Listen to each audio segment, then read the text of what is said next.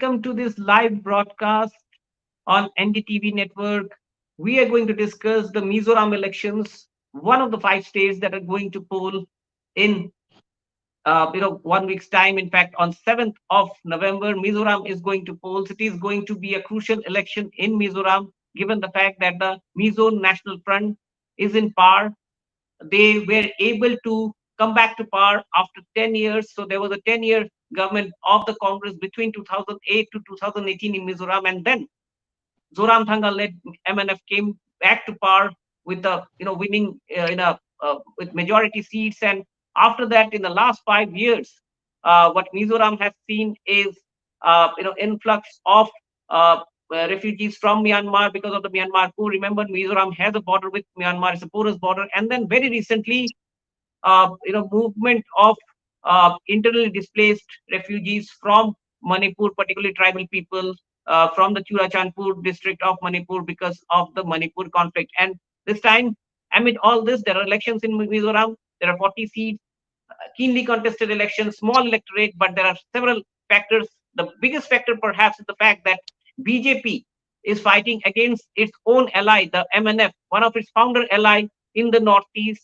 MNF has been the BJP ally and NDA ally for a long time and a founding member of the Northeast Democratic Alliance, the political platform led by BJP in the Northeast against Congress. In fact, if you look at BJP in 2016, they were able to win Assam, their first victory in Northeast, and ever since they have grown from strength to strength. But when it comes to Mizoram, this is one state perhaps where BJP is seen at its weakest, and therefore the BJP would try to increase its tally. Remember, it opened its account in the last elections.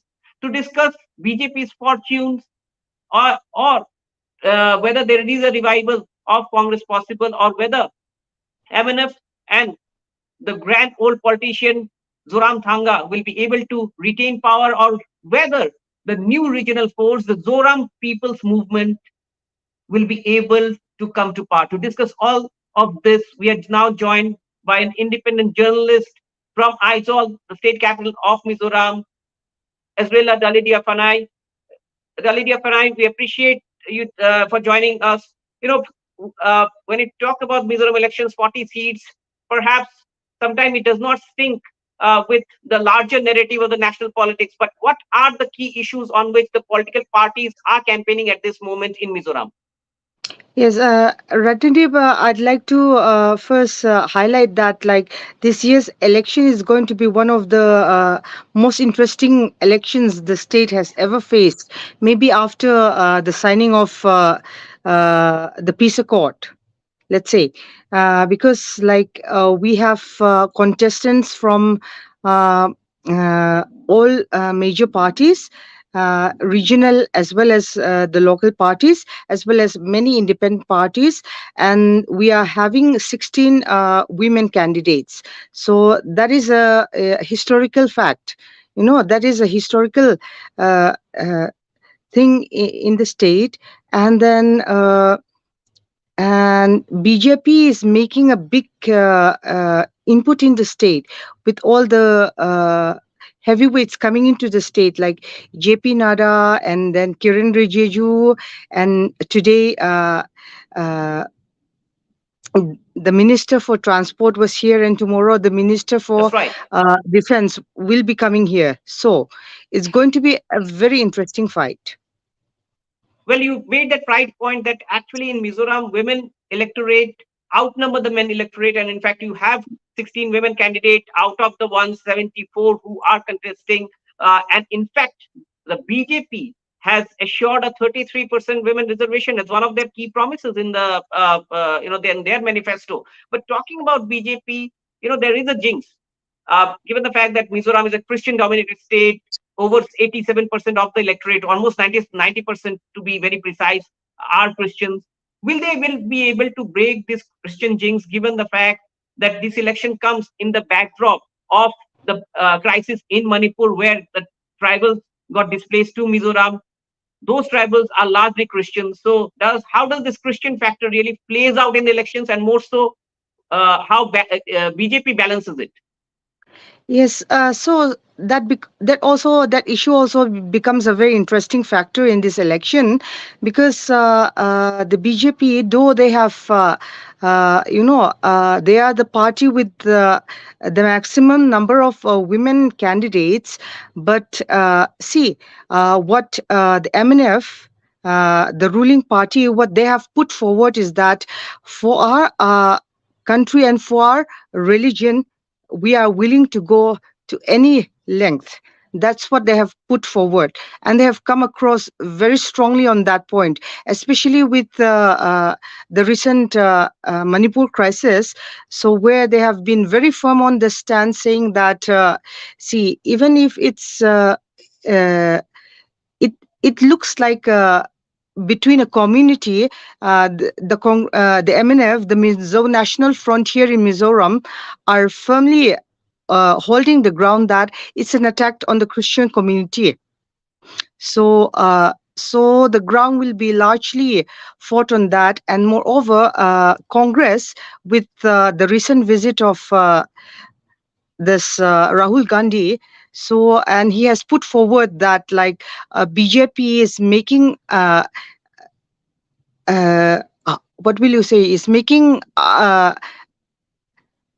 is trying to get into Rahul the Gandhi did state. make Yes, an allegation that BJP is trying to make a backdoor entry through the regional yes, party backdoor ZPM. through the ZPM. Yes, so and Congress has been very strong on their campaign that, like, kan mm, kan nam kan ramle kan sakho himnan. That means, like, it's like, for the safety of our country, for the safety of our community and our religion, our culture. So even Rahul Gandhi was, specifically focusing on that point.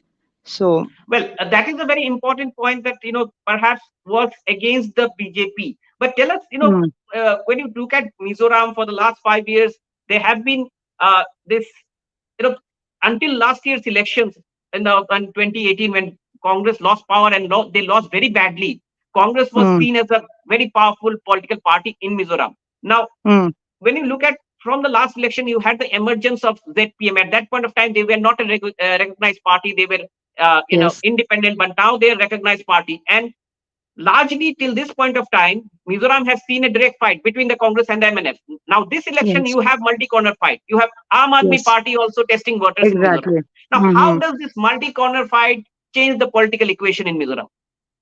So that makes the this. That's why I'm saying that it's going to be one of the most interesting election the state has ever faced. So and with Aam Aadmi there contesting from four constituencies, and there will be BJP from 20 and 40 each from ZPM, MNF, and Congress. So it's going to be a very tough fight for all of them. So, so what So, I so see is from there the a people is that, possibility so that the public is uh, saying that uh, this year we might have a hung assembly. that's what I So, wanted to ask you. So Mizoram does not have a yes, history of, Mizoram rather has exactly. a history of clear verdict.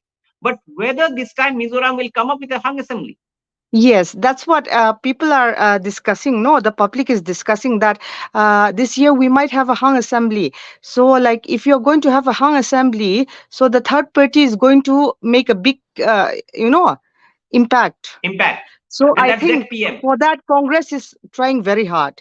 And then after Rahul Gandhi's visit, the Congress, frankly speaking, like, from what I heard from the public, and like what I when I interacted with the public, people were not in favor of Congress that much, but after Rahul Gandhi's visit, their popularity has gone up. So with Priyanka and Tharoor uh, coming this week, so that's also going to make a big impact, right? But largely you are talking about an urban crowd which is in Aizawl. But what we are we're getting to understand that in rural areas, particularly districts like Mamit, there Mm-hmm. is a very tough fight, and this is Yeah, where very tough fight. we have the smaller groups, smaller ethnic groups, and BJP is Minorities, trying to test yes, waters there. But how much yes. of the fact that Prime Minister Modi was supposed to campaign, at least at this moment, his campaign, first day campaign was cancelled. We don't know whether he's coming there or not. Home Minister Amit Shah would be coming. So how much that impacts the BJP's prospect? I think that will really, especially in the constituency of Mamit and Hasek, it will have a great impact amongst the minorities, the Brus and Chakmas, right? So, so I think that will be decided on the polling date. That'll be decided on the polling date. Now, talking about the faces of Mizoram election now, for a larger national audience, you have the sitting chief minister, Mr. Zoram Thanga, a veteran politician, somebody who was Yes. part of the armed rebellion in Mizoram against the government of India. Later on, Mm, they formed a political party. Rebel turned a politician, a very seasoned politician. On the other hand, in ZPM, you have Mr. Lal Duama, a former yes. bureaucrat turned politician. Uh, Mm-hmm. from Congress, you have Mr. Lal Sota, who again is a veteran politician, a Yes. minister in several governments. So somewhere Yes. in Mizoram politics, we see some old guards really being the face. So, how do people see them? And whether this time we also saw some young candidates have been given tickets. Some interesting Yes. candidates have got tickets. Some journalists have turned into politicians and are Yes. contesting. Some sports entrepreneurs are turning into politician contesting. So, tell us about this interesting candidates and also the CM chief minister faces, because for the larger national audience, perhaps the narrative of Mizoram is at a distance. So that's why we're discussing Mizoram today. Yes. So, what I feel is that let's go. Let's first discuss on the chief minister. Like as you said, he's a very seasoned politician. He's very good in politics also. So, I think right now also, though he lost badly in the by-election of the local council in his within his constituency, though the MNF party lost badly, but I think he's having a very good strategy to come back. That's what I feel. And regarding the this young candidates fielded by different political parties, let's take for example Congress. I mean MNF. They already have very good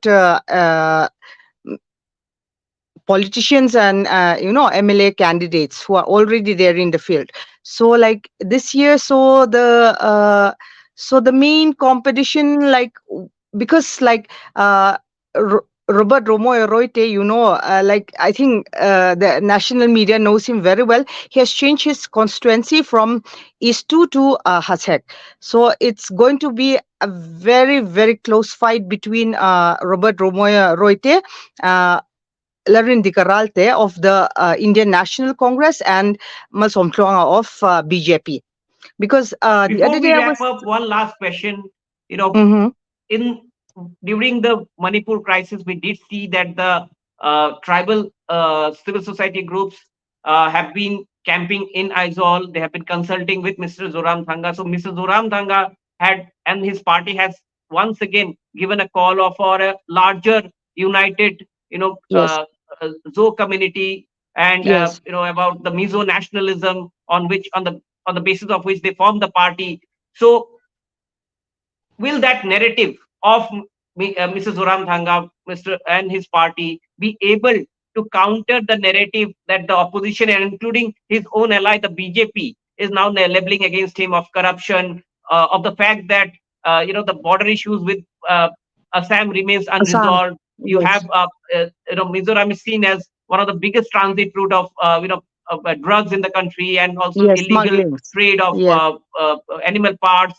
The drug benefit itself huge in Mizoram. Mizoram has huge issues in terms of infrastructure. The roads are bad. It has highest number of cancer cases in the country. So there are issues that the opposition parties, the BJP is also flagging against the campaign of Mr. Zoram Thanga, based largely on the Mizo nationalism, and pitched in terms of him, championing the cause of the Mizo people, his image of a guardian of the larger Mizo Zo community. So this clash of these two narrative, how do you see it? What is the impact? See, the other day I was interviewing the spokesperson for the Mizo National Party. So what he told me was that, like, see, the Mizo National Party is the only party who has done very well regarding the border issue with Assam. So he brought out that issue, and then he said that yes, we are since the inception of MNF in the 1960s. So it has always been for the reunification of that greater Mizoram, right? For the reunification of the Zo tribes. So he said that we will always stand by that. We are also promoting, though our political party promotes Christianity, he was telling me that, like, that doesn't mean that we are not discriminating or we are against secularism within our own state. That's what he was telling me, the spokesperson.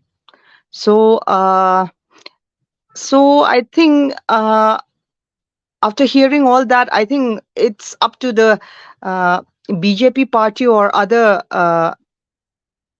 parties to, counter them on that issue, because that's what the Well, spokesperson all told me. eyes will be poised in terms of the polling on 7th. Mizoram usually have a high turnout record, and Yes. perhaps something that will be there in the minds of the politician as well as journalists like us is the subtle Hmm. role that the church will play in these elections. Yes. Thanks a lot for Yes. joining us.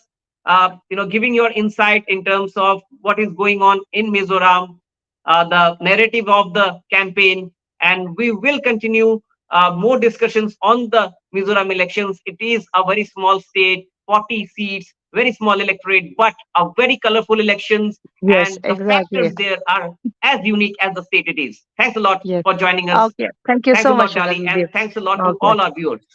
Okay. Thank you.